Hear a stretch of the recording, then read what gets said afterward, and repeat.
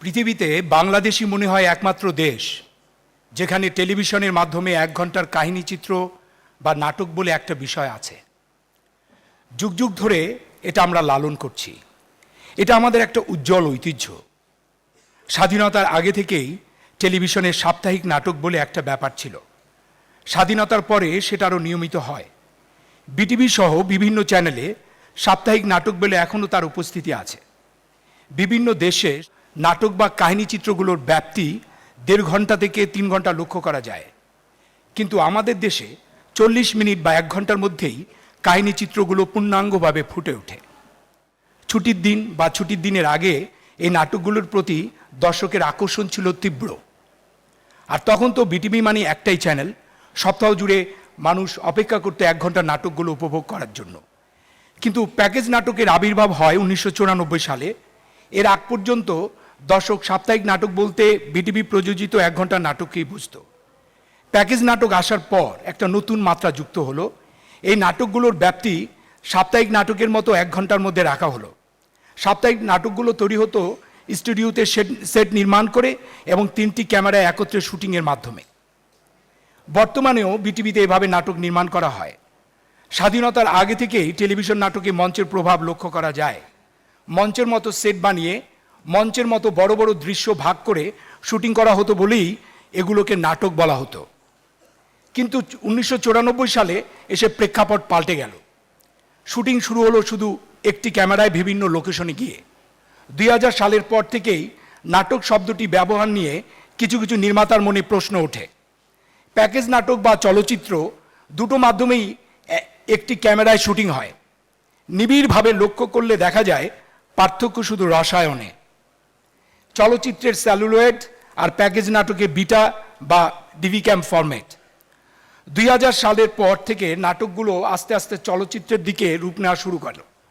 এখন অনেক নির্মাতাই এটাকে নাটক বলতে নারাজ, চলচ্চিত্র বলতে বেশি স্বাচ্ছন্দ্য বোধ করেন। তাহলে কি আমরা এতদিনের ঐতিহ্য নাটক শব্দটিকে বাদ দিয়ে দেব? চলচ্চিত্রকাররা আবার অনেক নির্মাণকে চলচ্চিত্র বলতে রাজি নন। নাটকের প্রভাবে প্রভাবিত হওয়ায় সেগুলোকে নাটক বলেই শ্রেয় মনে করেন। নাটক না চলচ্চিত্র এরকম একটা দোটানায় যখন নির্মাতারা অবস্থান করছে, তখন আমরা কাহিনীচিত্র শব্দটিকে প্রয়োগ করতে উদ্যোগী হলাম।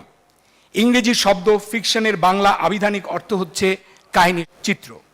নাটক ও চলচ্চিত্র দুটোকেই কাহিনীচিত্র বলা যায়, কারণ প্রত্যেকেরই কাহিনী আছে।